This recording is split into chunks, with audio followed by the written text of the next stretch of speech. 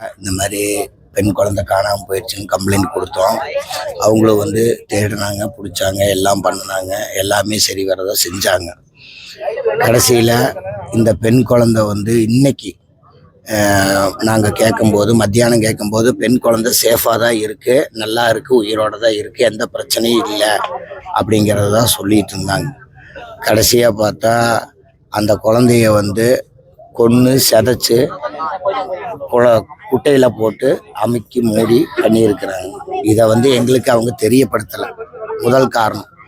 ரெண்டாவது விஷயம், இந்த குழந்தைய வந்து இப்போ தாய் தகப்பனுக்கு தெரியாமல் கொண்டு போஸ்ட்மார்ட்டத்துக்கும் கொண்டுட்டு போயிட்டாங்க. இதை வந்து நாங்கள் கேட்க வரும்போது தான் காவல்துறை ஆய்வாளர் அவர்கள் பொறுங்க இதைத்தான் சொல்கிறாங்க. நாங்கள் எங்களுக்கு மட்டும் இல்லை, இந்த குழந்தைக்கு மட்டும் இல்லை, இனி எந்த குழந்தைக்கு எந்த வகையிலையும் இந்த மாதிரி ஒரு அவல நிலை வரக்கூடாது அப்படிங்கிற ஒரே காரணத்துக்காக நாங்கள் வந்து எங்களுடைய கோரிக்கைகளை நாங்கள் கேட்டு இங்கே அமைதியான முறையில் தான் நாங்கள் கேட்டு இருக்கிறோம். இதையும் வந்து அவங்க வந்து ஏற்றுக்கிறாங்க. சில டைங்களில் அவங்களுடைய மேலதிகாரிகள் சில சூழ்நிலைகள் சந்தர்ப்பங்களில் ஒதுங்கி போங்கன்னு பண்ணுறாங்க. அதையும் பார்த்துட்ருக்கோம். இருந்தாலும் நாங்கள் பொறுமை காத்து எங்களுக்கு என்ன தேவை, நம்ம மக்களுக்கு இனிமேற்கொண்டு இந்த மாதிரி எந்த ஒரு குழந்தைக்குமே எந்த ஒரு வகையிலையும் இந்த மாதிரி ஒரு விளைவிடக்கூடாது. இது பார்த்தீங்கன்னா முழுக்க பாலியல் பலாத்காரம் பண்ணியிருக்காங்க. பெண் குழந்தையும் 2 பேரா 3 பேராங்கிற ஒரு விஷயமே வந்து அவங்க சரியானபடிக்கு எங்களுக்கு இன்னும் தகவல் கொடுக்கல. கேட்டால் 2 பேர்த்த கைது பண்ணியிருக்கோன்னு தான் சொல்லியிருக்காங்க, இன்னொருத்தர் தப்பிச்சிருக்காங்க அப்படிங்கிற மாதிரி தான் சொல்கிறாங்க. ஆனால் எது உண்மை எது பொய்ன்னு எங்களுக்கு இப்போ வரைக்கும் தெரியாமல், இன்னி குழந்தையும் கண்ணில் பார்க்க முடியாமல் நாங்கள் எல்லாரும் கஷ்டப்பட்டு இங்கே வேதனையோட இங்கே காத்து கிடக்கிறோம்.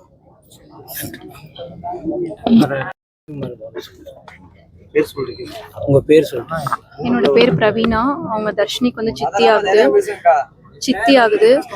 நாங்கள் வந்துட்டு சாயந்தரமே வந்துட்டு வந்து இங்கே கேட்டதுக்கு என்ன சொன்னாங்க, இல்லை பாப்பா சேஃபாக தான் இருக்குது, அக்யூஸ்டையும் வந்துட்டு அரெஸ்ட் பண்ணிட்டோம் அப்படிங்கிற மாதிரி சொன்னாங்க.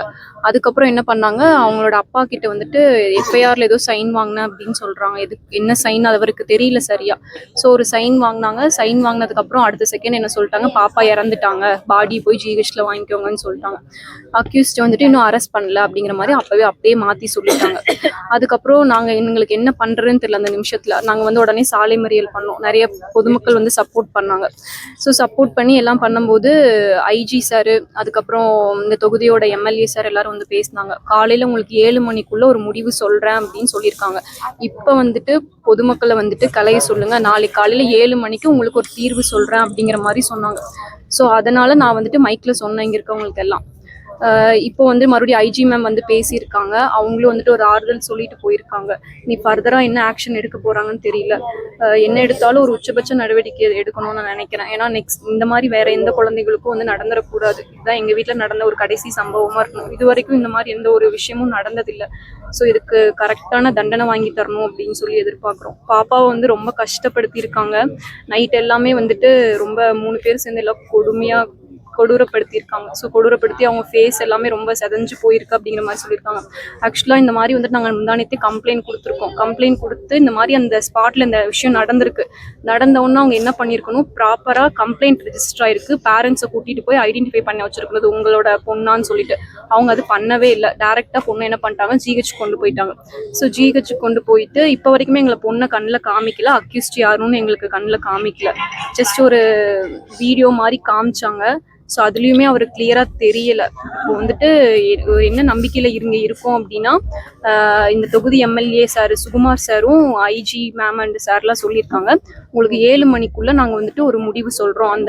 அதாவது அந்த அக்யூஸ்டுக்கு உச்சபட்ச தண்டனையை நாங்கள் வாங்கி தருவோம் அப்படிங்கிற மாதிரி சொல்லியிருக்காங்க. ஸோ அதனால எங்களுக்கு எல்லாருமே பொதுமக்கள் ஆதரவா இங்க இருக்காங்க. வந்து அரெஸ்ட் பண்ணிட்டோன்னு சொல்லியிருக்காங்க. மாத்தி ஆனா நீங்க இப்போ சாலை மறியலில் ஈடுபட்டுறீங்க, அது அடுத்து என்ன கோரிக்கை வைக்கிறீங்க? அதாவது நீங்க இப்போ வந்து அக்யூஸ்ட் அரெஸ்ட் பண்ணதான் சொல்லி கோரிக்கை வச்சிருந்தீங்க, இப்போ அரெஸ்ட் பண்ணிட்டாங்கிறாங்க. ஆனா வந்து இப்போ அதுதான் என்ன தண்டனை அவங்களுக்கு அதுதான் ஃபர்தரா என்ன ஆக்ஷன் எடுக்க போறாங்க அப்படிங்கறது எங்களுக்கு தெரியணும். அதுதான் 7 மணிக்கு முடிவு சொல்றேன்னு சொல்லியிருக்காங்க. அவங்க சொல்ற அந்த முடிவை வச்சுதான் நாங்க என்ன பண்ண போறோம் அப்படிங்கிறது ஃபர்தரா எங்களுக்கு தெரியும். ஸோ உச்சபட்ச நடவடிக்கை எடுப்பேன் இந்த 7 மணிக்குள்ள அப்படின்னு சொல்லியிருக்காங்க. ஒரு 7 hours எங்களுக்கு டைம் தாங்க, விசாரணைக்காக டைம் தாங்க அப்படின்னு சொல்லியிருக்காங்க. ஸோ அதுக்காக வெயிட் பண்ணிட்டு இருக்கோம். ஸோ 7 மணி வரைக்கும் வெயிட் பண்ணி என்ன சொல்றாங்கன்னு பார்த்துட்டு அதுக்கப்புறம் எங்க சைட்ல இருந்து இன்னுமே பயங்கரமா நடவடிக்கை எடுக்கலாம்னு இருக்கோம். காவல்துறையோட சப்போர்ட் எப்படி இருந்தது?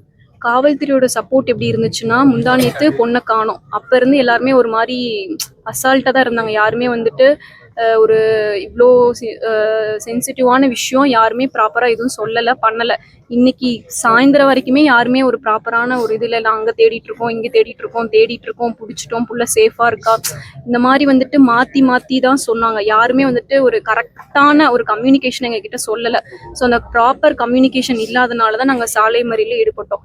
இப்போ சாலை மறியல் ஈடுபட்டு இத்தனை பொதுமக்கள் எங்களுக்கு ஆதரவு தந்ததுனால இப்போ வந்துட்டு எல்லாரும் ஒருத்தங்களாம் வந்து எங்களை கன்வின்ஸ் பண்ண பார்க்குறாங்க, பேசுகிறாங்க, வைக்கிறாங்க. ஆனாலும் இப்போவும் எங்க கூட இவ்வளோ பேர் சப்போர்ட்டிவாக இருக்காங்க. ஸோ நீங்களும் மீடியாவும் எங்களுக்கு சப்போர்ட்டிவாக இருந்து எங்களுக்கு ஆன நியாயத்தை வாங்கி தருவீங்க அப்படின்னு சொல்லிட்டு ரொம்ப நம்புறோம். அக்யூஸ்டே எங்க கிட்ட ஒப்படைங்க, மக்கள் கிட்ட ஒப்படைங்க, நாங்க பாத்துக்கிறோம். எந்த ஸ்டெப்பும்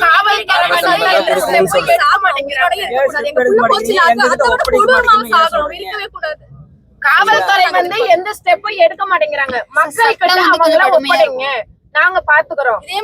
சிஎம் சார் வந்துட்டு கூர்ந்து கவனிச்சு அவர் வந்துட்டு ப்ராப்பரான ஒரு நடவடிக்கை எடுக்கணும். ஸோ அவர் வந்ததுல இருந்து ஃபர்ஸ்ட் இது நடந்திருக்க ஒரு விஷயம். ஸோ அதனால அவர் ஒரு ப்ராப்பரான கடுமையான தண்டனையை கொடுத்தாங்க அப்படின்னா வந்துட்டு நீ நெக்ஸ்ட் வந்துட்டு நடக்காது.